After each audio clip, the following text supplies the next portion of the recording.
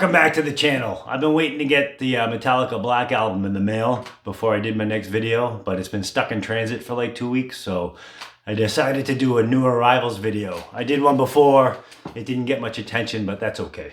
I'm gonna do another one anyway. I have a little new arrivals bin that I throw all my records in to make sure I listen to them before I file them away. So yeah, let's go through them. I got most of them on Facebook Marketplace, I think. First up, AC/DC Back in Black. That's a keeper. Probably the last great AC/DC album in my opinion. Not a bad song on it. I think the best of the Brian Johnson albums. I'm more of a Bon Scott guy. The Brian Johnson stuff started to get pretty monotonous as the years went on, but they still had some great songs. A couple songs in every album that were good, but this is solid all the way through. Back in Black. Next up, I got a AC/DC For Those About to Rock.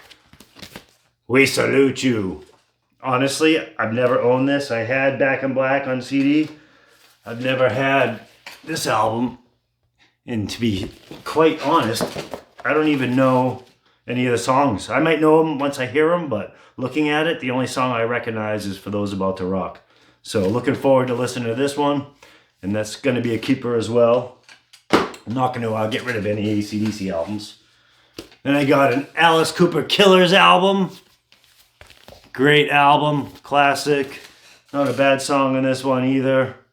Under My Wheels, Be My Lover, Halo of Flies, Desperado. Great, great song. Killer, Dead Babies.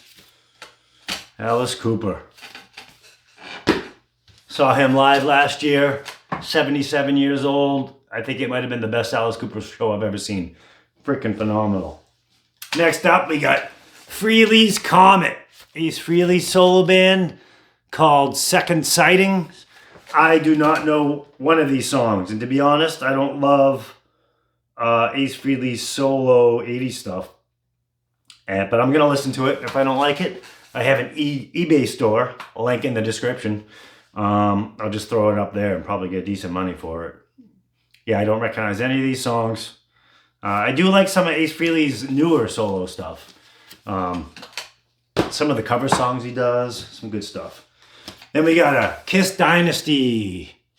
This is probably the last good album of the 70s era. This might have came out in 80, no, I think it was 79. I like about half of it. I like, Dirty Livin', I Was Made for Loving You, 2000 Man, a few good songs, a few good songs, a few bad songs. But Kiss, I like to keep a kind of lean and mean collection, just albums for the most part that I really like, but Kiss is one of those bands that I get to be a completionist for. So I'll keep this for sure. Besides, I do love some of the songs. I also attained Love Gun, I think in the same pickup. Awesome, classic album, obviously, killer album cover. Love Gun, Got Love for Sale, Tomorrow and Tonight, Christine 16, Almost Human, Plastic Caster, Shock Me, and Then She Kissed Me, I Stole Your Love, Hooligan. Great album, great album. What else we got? We got another Frehley's Comet I got in that pickup. I'll listen to this one. So this one has Rock Soldiers on, and that was a song I never really liked till I saw him once at the Cabot in, I think, Beverly, Massachusetts, and I just loved that song live, and now I just love the song. What else do they get on here? Into the Night, I know that one. Fractured 2, it's his like sequel to Fractured Mirror, I think, that was on the first solo album he did with Kiss. Yeah, listen to that. Not sure I'll love it. I might keep this one for Rock Soldiers, but I'm not sure. We'll see. Then I picked up 3 of the Kiss solo albums. Paul Stanley's solo album. So Paul Stanley, I love Kiss, but Paul Stanley kind of irks me. He wasn't as bad in the 70s. Some of his banter was pretty cheesy. He's what he is. He was unbearable in the 80s. Oh my God, the banter was terrible. The way he pranced around and looked, and when he kind of took the band over in the 80s when Gene wasn't too involved and the song sounded like Cher. And I never paid much attention to this album. But I listened to it about a year ago, and it's freaking good. It's really good. There's some awesome songs in this. I was shocked. So yeah, I'm pretty psyched I picked this up. I used to have a denim jacket back in high school, a black denim jacket that had the a patch on the top banner. I had the patch of each of the covers of these albums. Then we got Peter Criss's solo album. I had this one on cassette. I think I had the Paul Stanley one on cassette too. I might have got it later and just never listened to it. But I had this one on cassette back since high school, and if I recall, it sucks. But I'm going to keep it because I'm a Kiss completionist. Then we got Gene Simmons' solo album. I would have thought this would have been my favorite. It's decent. It's got a few good songs on it. By the way, Ace Frehley's is the best one. That one is classic. Every song on it's good. This one's got Radioactive. It was a big single. Tunnel of Love. A couple of good songs. There's a lot of guest people on this. Cher, who Gene Simmons dated. Peggy Bundy sang backup vocals on this. I think her name's Katie Segal. He dated her. Donna Summer was on this. Joe Perry from Aerosmith. Rick Nielsen from Cheap Trick. I think Bob Seger did something on it. And I'm probably missing a couple more people too. But at the end of the day, it wasn't a really good album. It was almost like Gene trying to sound like the Beatles-ish. But cool cover nonetheless, and I gotta keep it because it's Kiss. All right, I got this last week, Record Store Day, Megadeth, Hidden Treasures. I had the CD back in the day. This one has a few extra songs. Changed the cover on it, which is kind of cool or different. I don't know. It's like the cover of Euthanasia, but took all the fetuses off of it or whatever is on that cover. No More Mr. Nice Guy, the Alice Cooper cover. I think that was from the Metal Years movie soundtrack. Breakpoint, I think that was a B-side on Rust in Peace. Go to Hell, I think that was on the Beavis and Butthead soundtrack. I could be wrong. Angry Again, love that song. That was on the Last Action Hero soundtrack. 99 Ways to Die, again, awesome. That might have been Beavis and Butthead.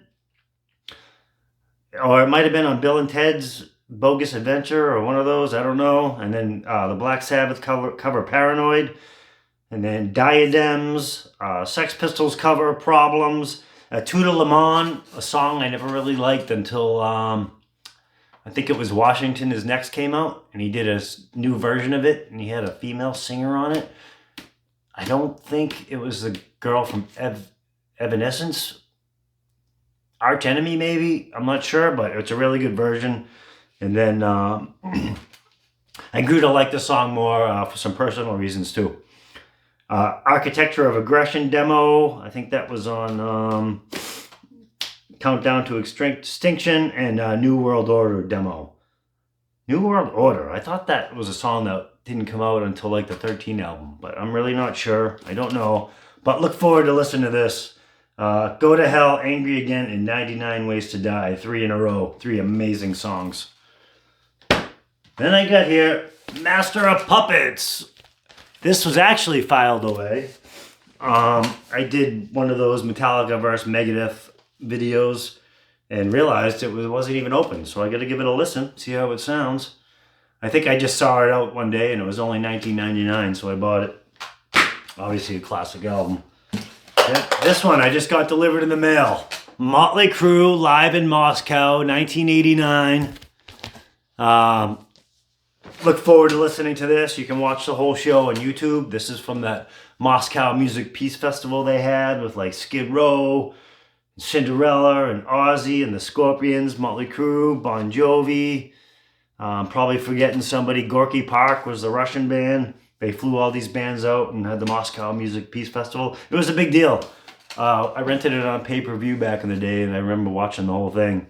And say what you want about Motley Crue, but they sounded pretty good on this show.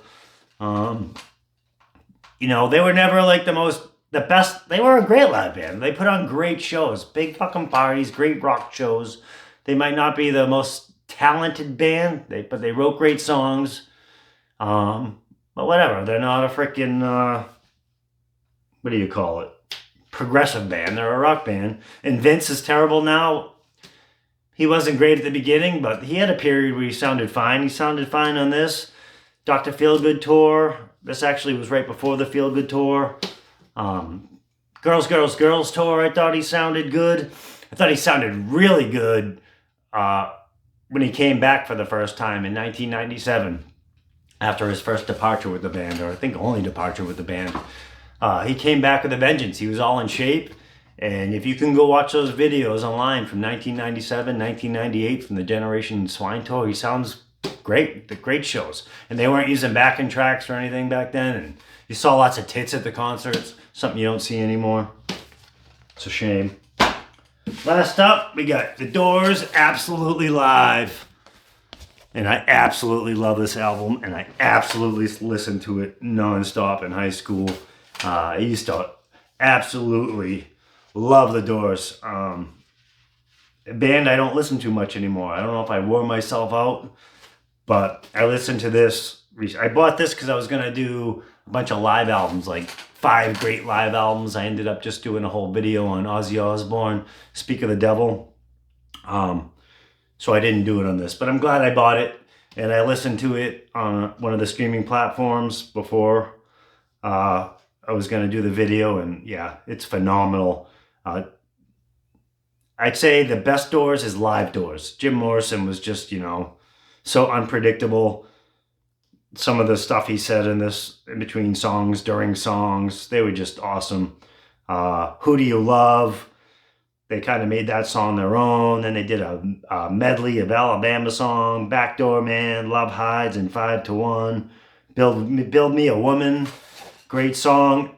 Like a super long version of When the Music's Over. Close to You, Universal Mind, awesome version of Break On Through, and then the Celebration of the Lizard, that's probably like 50 minutes long, and then Soul Kitchen. Soul Kitchen's one of my favorite Doors songs. It's a live album. I think it was recorded at 3 different shows, New York, Pennsylvania, somewhere else, and just like many live albums, it was doctored, but I don't think with overdubs. Like, Jim was just such a mess. I think they spliced together songs from different performances. So the first half of one song might finish with the second half of the same song from a different show. But that's it. Those are my new arrivals. Hopefully I get that Black Album video soon. And I'm going to do another Metallica versus Megadeth. Until the next video, thanks for watching. Like, subscribe, and see you next time.